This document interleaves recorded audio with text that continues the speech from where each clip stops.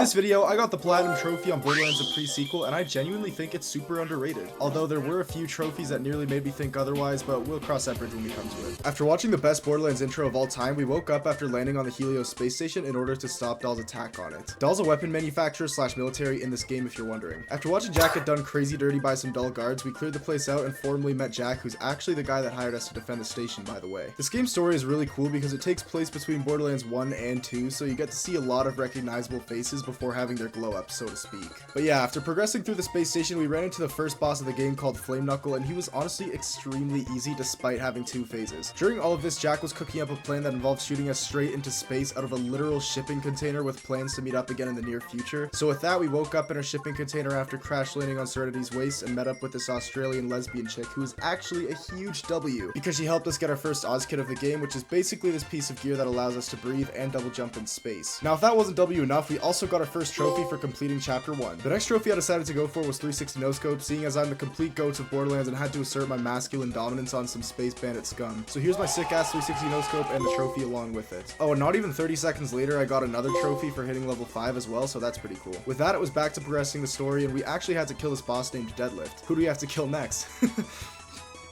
Bench press?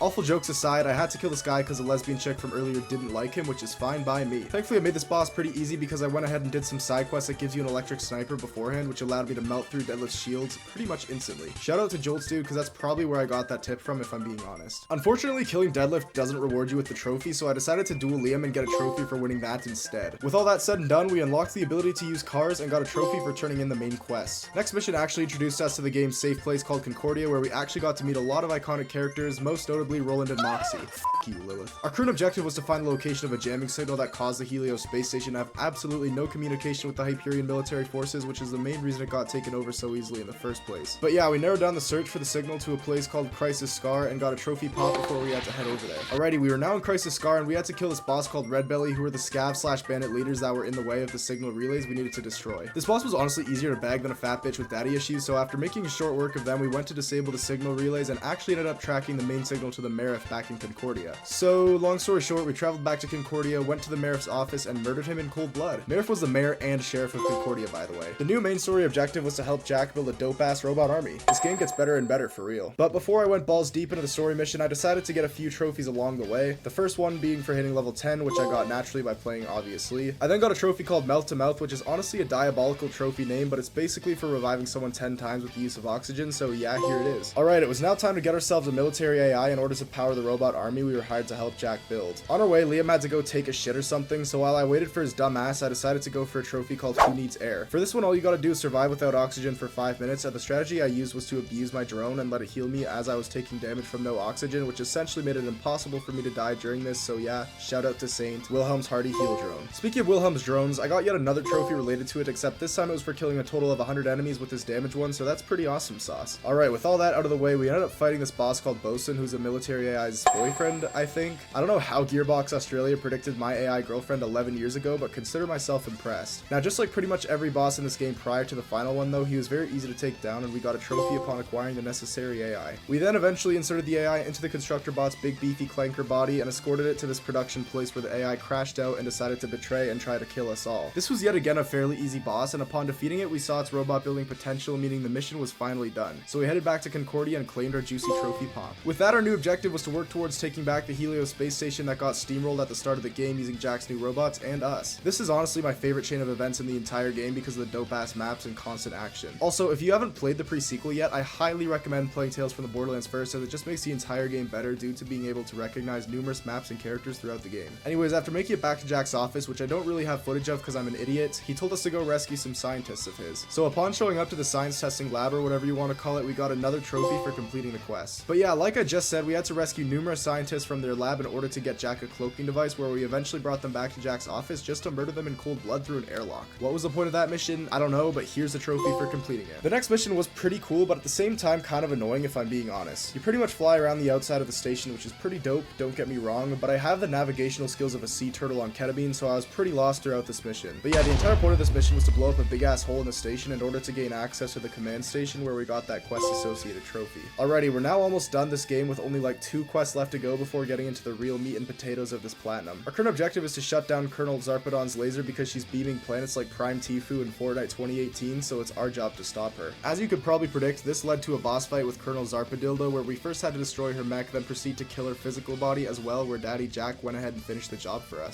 With that, we went to the basement and found the eyeball that was powering the laser, which, fun fact, is actually the destroyer's eye from Borderlands 1. Now, while we did want to shut down the laser, we still wanted it for ourselves, which was just far too bad because Moxie, Lilith, and Roland actually tricked us into blowing up the damn thing, betraying Jack and officially starting his villain arc. Oh, and I also got a trophy. Alright, it was finally time to go ahead and beat the game, which of course means opening the vault. On our way there, we ended up killing the enemy called an Opha Superior, which for some reason gives you a trophy. But yeah, it was now finally time for the one difficult boss of this game, in my opinion, being the Sentinel. This boss has like, no joke, 8 phases or some shit, which is actually wild, and to be honest, the only reason we managed to kill it 5 levels under was because of our strategy that involved dying over and over, and quite literally taking turns respawning and fighting the Sentinel in order to prevent it from regaining health, which would in fact happen if we were to both be dead at the same time. Anyways, after like 30 minutes of constant fighting, we finally took it down, giving us a trophy, and got to see how Jack got his iconic scar where his Borderlands 2 villain arc truly began, concluding the pre-sequel story. Alright, it was now time to complete all the side quests and grab as many trophies as we possibly could on the way. The first post-story trophy I obtained was for simply collecting 10 customization items, so yeah, shout out to Fashion because Wilhelm has none. Next trophy I got was Moon Master for hitting level 25, which is of course obtained by just playing any old way. I then went ahead and jumped in a vehicle type in this game called Stingray, where you can actually get a very easy trophy for simply pancaking an enemy to the ground. Next I got a trophy for using the grinder, but I wish I knew that this stupid little piece of equipment would add like 5 hours to the completion time in the near future. But anyways, at some point we ended up doing the side quest where we have to deliver some kind of Instagram voice note type thing to Zarpedon's sister or something. I don't remember who this person was, but the quest gives you an easy trophy, so you love to see it. Next trophy I got was for having a purple or better item in every gear slot, marking the halfway point of this platinum. Unfortunately though, the next trophy involved a side quest called Sub-Level 13, which I'm pretty sure is a Ghostbusters reference, but I'm not entirely sure. Anyway, this trophy required us to complete this quest with 4 people in our game, which absolutely sucked because despite me and Liam having 2 controllers each, you're actually unable to play online games with a guest account like you could on Xbox. So I had to summon this absolute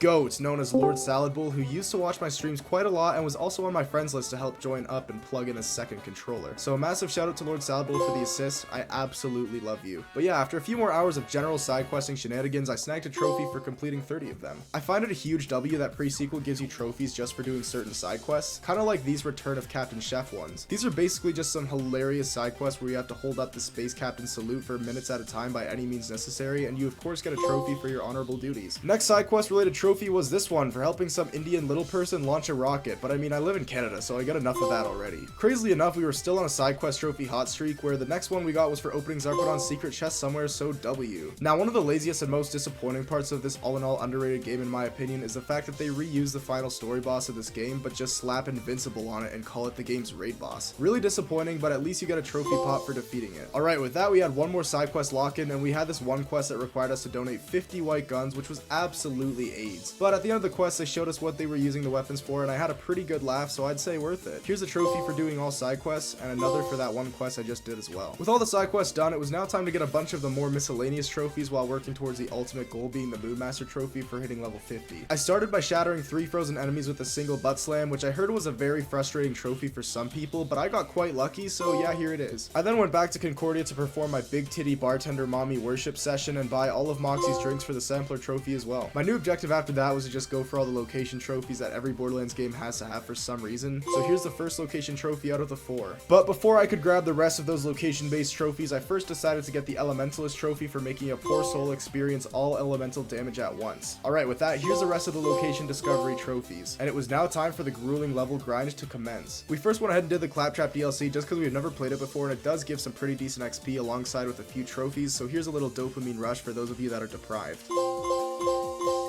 We then replayed the entire game in UVHM in one sitting, which in hindsight is kind of wild since we already did the whole DLC in that sitting as well, but your boy does not want that Borderlands tattoo. And yes, if I can't platinum the last 2 Borderlands games I need to by the time 4 drops, I have to get a Borderlands related tattoo somewhere on my body. So why haven't you liked and subscribed yet? The fuck? Oh, also shout out to Bernard who randomly popped up in my Twitch chat to play with us then proceeded to never tune into a stream again. Absolute legends. But yeah, our strategy for the remaining levels we needed was to hit the reset button on UVHM, turn in the first quest of the game to Jack, which gave roughly 50,000 XP per run and repeat. This process took around 4 minutes per run, and all in all made hitting level 50 quite fast, so yeah, say hello to your newest Moonmaster, baby. After that process was finally over, I decided to reward myself with the free weapon you can get just for having 2,500 badass rank called Excalibastard, which upon pulling it from the stone gives you a trophy immediately. Missed opportunity to make the red text on this weapon, not even King Arthur can pull me out. Next trophy I decided to go for was collateral damage, and this was genuinely awful, by the way. Even though I did get fairly lucky and it only taking me like 30 minutes, you had to get this certain enemy type to kill 3 of his teammates, which was just so cancer, as he did a whopping micropeen worth of damage with every shot to his teammate. But I did eventually pull through, and here's that trophy. Next I decided to go for a trophy I actually missed in my first playthrough called Master Poacher. Basically all you have to do is capture a bunch of these alien creatures with this weird grenade mod, as this quest is a Pokemon reference, but rather than giving these creatures to the poacher, you have to murder him instead. The trophy was delayed, so it high-key made my heart skip a beat, but thankfully I did get it in the end, so W. Next up was Lunar Looter, and all I had to do for this was to open 10 Moonstone chests, which are basically just chests that cost Moonstone. So here's a trophy after doing that 10 total times. About 10 minutes later, I decided to sacrifice like all my legendaries to the grinder in order to get a new legendary out of it,